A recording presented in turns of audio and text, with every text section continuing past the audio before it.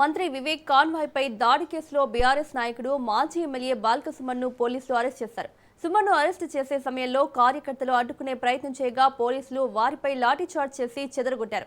క్యాతనపల్లిలోని ఆయన నివాసంలో బాల్క సుమన్ను అరెస్టు చేసిన పోలీసులు మంచిర్యాల ఆసుపత్రికి తరలించారు. వైద్య పరీక్షల అనంతరం రామగుండం తరలించనున్నారు. వివేక్ కాన్వాయ్పై దాడికి సంబంధించి రామకృష్ణాపురం పోలీస్ స్టేషన్లో కేసు నమోదైంది.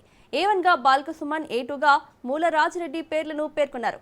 ఇదే అంశంపై మరింత సమాచారాన్ని మా ప్రతినిధి అరుణ్ కుమార్ అందిస్తారు. ఎమ్మెల్యే బాల్క సుమన్ పై కూడా పలు సెక్షన్ల కింద కేసులు నమోదు చేసినటువంటి పోలీసులు కొద్దిసేపటి క్రితం కూడా భారీగా కూడా పోలీసులు ఆయన ఇంటి వద్దకు చేరుకుని ఆయన అరెస్ట్ చేసి కూడా లాఠీ చేయడం జరిగింది. దీనికి సంబంధించి మన దగ్గర కొంతమంది బాధితులు ఉన్నారు. లాఠీ చార్జీలో దెబ్బలు బాధితులు. చెప్పండి బ్రదర్, ఏం జరిగింది అసలు?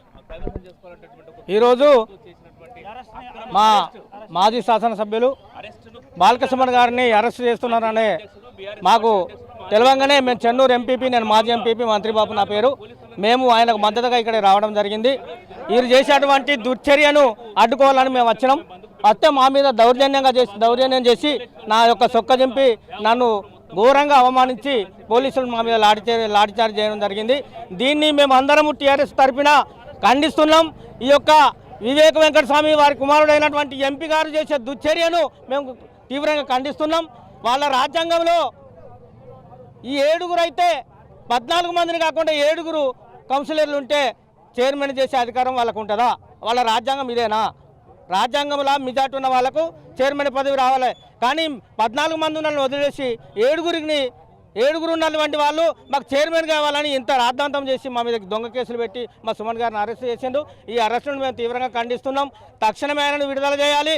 లేకుంటే రేపు జిల్లా బంద్ చేసి మేమందరం ఎక్కడికక్కడ జిల్లా బంద్ చేసి ఈ యొక్క జిల్లాని స్తంభింపజేస్తామని ఈ సందర్భంగా హెచ్చరిస్తున్నాం. మీరు చెప్పండి బ్రదర్, ఏం చేస్తారు? ఖచ్చితంగా ఇది చాలా దుర్మార్గమైన పాలన. ఇటువంటి పాలన కూడా ఎక్కడ కూడా మేము కనివిని ఎరగని రీతిలో చేస్తాంలో. ఎందుకంటే వాళ్ళకు ధనబలం, పోలీసు బలం, యంత్రాంగం, అధికారులు కూడా వాళ్ళ అండదండలుగా పనిచేస్తున్నారు. దీన్ని మేము పూర్తిగా వ్యతిరేకిస్తున్నాం. ప్రజాస్వామ్యబద్ధంగా ఎన్నుకోబడినటువంటి ప్రజాప్రతినిధులు, ప్రజలు ఎన్నుకోబడ్డ ప్రజలకు ఇలా న్యాయం జరగకుండా వీళ్ళు అడ్డుకుంటున్నారు. దీన్ని మేము టీఆర్ఎస్ పార్టీ పరంగా తీవ్రంగా ఖండిస్తూ ఉన్నాం. ఇది అక్రమ అరెస్ట్ అని చెప్పి మేము రేపు జిల్లా బంద్ పిలుపు కూడా చేస్తున్నాం. ప్రజలందరూ కూడా దీన్ని అందరూ కూడా గ్రహించి భవిష్యత్తులో ఈ కాంగ్రెస్ పార్టీని పాతాళలోకం తొక్కాలని చెప్పి ప్రజలకు ఈ సందర్భంగా మేము విజ్ఞప్తి చేస్తున్నాం. ఈ అక్రమ అరెస్టును బేషరతుగా సుమనను విడుదల చేయాలని చెప్పి ఈ సందర్భంగా మేము కోరుకుంటాం. ఏంటి మీరు నిజంగా కూడా లాఠీ చార్జ్ జరిగింది అంటారు. చాలా మంది కూడా బీఆర్ఎస్ కార్యకర్తలు దెబ్బలు తగిలినాయి. ముఖ్యంగా కూడా అంటే ఏం డిమాండ్ చేస్తున్నారు? నిజంగా కూడా ఇది ప్రభుత్వాన్ని మీద ఏం డిమాండ్ చేస్తున్నారు బీఆర్ఎస్ కార్యకర్తలుగా? మేము ఈ ప్రభుత్వానికి, ఇక్కడ ఉన్నటువంటి మంత్రి వివేక్ గారికి, ఇక్కడ ఉన్నటువంటి పెద్దపల్లి పార్లమెంట్ సభ్యులు వంశీ గారిని మేము డిమాండ్ చేస్తూ ఉన్నాం. ఏదైతే ప్రజాస్వామ్యబద్ధంగా ప్రజలు ఇచ్చినటువంటి తీర్పును కాదని అలా అనైతికంగా ప్రజాస్వామ్యాన్ని కూని చేస్తూ ఈ రాజ్యాంగానికి లోబడి కాకుండా రాజ్యాంగాన్ని తుంగలో దొక్కు తీయాలా బీఆర్ఎస్ పార్టీ, సిపిఐ పార్టీకి మద్దతుగా మరి ప్రజలు ఇచ్చినటువంటి తీర్పును గౌరవించకుండా అనైతికంగా మున్సిపల్ సీటాన్ని కైవసం చేసుకోవడానికి కుట్రలు చేసిన భాగంగా ఏదైతే బీఆర్ఎస్ పార్టీ జిల్లా అధ్యక్షులు బాల్క సుమన్ గారు మరి ప్రజాస్వామ్యబద్ధంగా ఎన్నికలు జరగాలని చెప్పి డిమాండ్ చేస్తూ శాంతియుతంగా నిరసన వ్యక్తం చేస్తున్నటువంటి క్రమంలో కాంగ్రెస్ పార్టీ కార్యకర్త అయినటువంటి పాషా మరి ఇలా పోలీసుల మీద, వాళ్ళ కాంగ్రెస్ పార్టీ కార్యకర్తల మీద, బీఆర్ఎస్ పార్టీ నాయకుల మీద వాళ్ళే రాళ్ళేసి ఇలా వాళ్ళే దొంగతనంగా అన్ని అక్రమాలు చేసి అలా బీఆర్ఎస్ పార్టీ నాయకుల మీద కుట్రలు చేయడాన్ని మేము తీవ్రంగా ఖండిస్తూ ఉన్నాం. ఇక్కడ ఉన్నటువంటి పోలీస్ యంత్రాంగాన్ని, ఈ ప్రభుత్వాన్ని మేము డిమాండ్ చేస్తూ ఉన్నాం.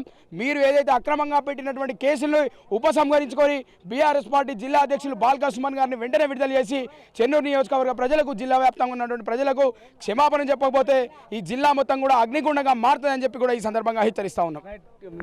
మీరు చెప్పండి, నిజంగా కూడా ఇప్పటికే చాలా మంది కార్యకర్తలపై కేసులు నమోదు చేసిండ్రు, చాలా మందిని లాఠీ చార్జ్ చేసిండ్రు. అసలు ఏం డిమాండ్ చేస్తున్నారు? నిజంగా కూడా కాంగ్రెస్ ప్రభుత్వం కావచ్చు, ప్రభుత్వం ఉన్నటువంటి ఏదైతే మీరు మంత్రి వివేక్ను కూడా ఏం డిమాండ్ చేస్తున్నారు?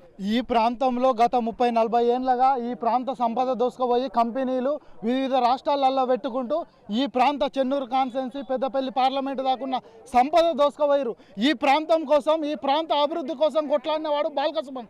అట్లాంటి వ్యక్తిని అక్రమ అరెస్టులు చేసి ఈ ప్రాంతంలో బాల్క సుమన్ గారు ఉంటే రేపు రాబోయే కాలంలో ఎక్కడ అధికారంలోకి వస్తాడో అని చెప్పి బాల్క సుమన్ గారి మీద తప్పుడు ప్రచారాలు చెప్తూ గతంలో 2023 2023 ఎన్నికల్లో జరిగినప్పుడు కూడా ఇదే విధంగా తప్పుడు ప్రచారం చేస్తూ ఆయనకున్న మీడియా ఛానల్ కానీ ఆయనకున్న పేపర్తో కానీ ఇక్కడున్న దుర్గం చిన్నయ్య గారి మీద బాల్క సుమన్ గారి మీద తప్పుడు వార్తలు చేపించి అధికారం రావడం ఆయనకు ఇట్లాంటి అలవాటుగా మారిపోయింది.